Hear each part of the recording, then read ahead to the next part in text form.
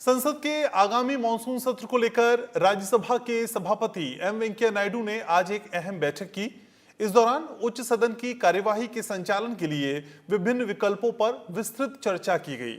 इस बारे में भी विचार किया गया कि कोरोना संक्रमण से बचाव के लिए सोशल डिस्टेंसिंग के पालन हो और सदन की कार्यवाही में सदस्यों की भागीदारी भी हो।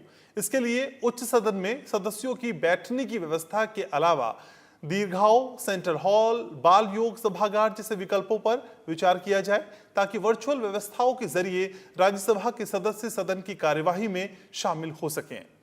कोरोना संकट की वजह से इस बार संसद का मॉनसून सत्र बदले हुए अंदाज में नजर आ सकता है। दरअसल कोरोना संक्रमण से बचाव के लिए मास्क का इस्तेमाल और सोशल डिस्टेंसिंग के मानदंड का अनुपालन अनिवार्य है। ऐसे में राज्यसभा की कार्यवाही में सदस्यों की भागीदारी के लिए कई विकल्पों पर विचार किया जा रहा है। इसी सिलसिले में सभापति एम वेंकैया नायडू ने शुक्रवार को सचिवालय के उच्च अधिकारियों के साथ अहम बैठक की। उच्च सदन की कार्यवाही में सभी सदस्यों की भागीदारी सुनिश्चित करने के लिए एनआईसी की क्षमता और बैठने की अतिरिक्त व्यवस्था की बाधाओं पर विचार किया गया। इस दौरान सभापति ने मौजूदा परिस्थितियों में वर्चुअल पार्लियामेंट के हिसाब से क्षमता बढ़ाने पर जोर दिया। उन्होंने सुझाव दिया कि उचित योजना के जरिए सदन के सदस्यों की मौजूदगी संभव बनाने का प्रयास किया जाए।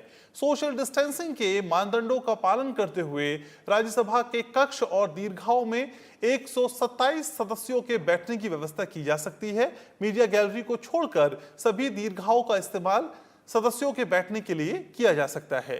मीडिया गैलरी में मीडिया कर्मियों को भी सोशल डिस्टेंसिंग बनाई रखनी होगी।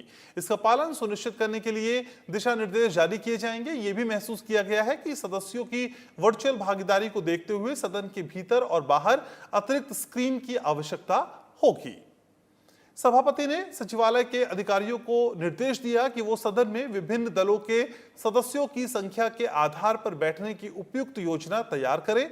सभापति ने अधिकारियों से इस सुझाव पर भी विचार करने को कहा है कि कार्यवाही के दिन के लिहाज से भागीदारी निभाने वाले सदस्यों की सूची तैयार की जाए ताकि उनके बैठने की व्यवस्था की जा सके। इनके अलावा सदन में प्रश्नकाल का आयोजन, जरूरत पड़ने पर सदन में मतदान, नवनिर्वाचित सदस्यों को शपथ दिलाने, सदस्यों के परिवहन समेत विभिन्न मुद्दों पर विस्तृत योजना, शारीरिक दूरी और स्वच्छता के लिए प्रभावी उपायों पर चर्चा की गई।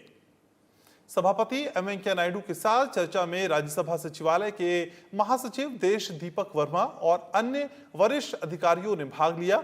सभापति ने अधिकारियों को अगले हफ्ते की शुरुआत में एक विस्तृत कार्य योजना प्रस्तुत करने का निर्देश दिया है, जिस पर विचार किया जाएगा। कृति मिश्रा के साथ bureau report, Rajya Sabha TV. Bharat में कोरोना के एक दिन में सबसे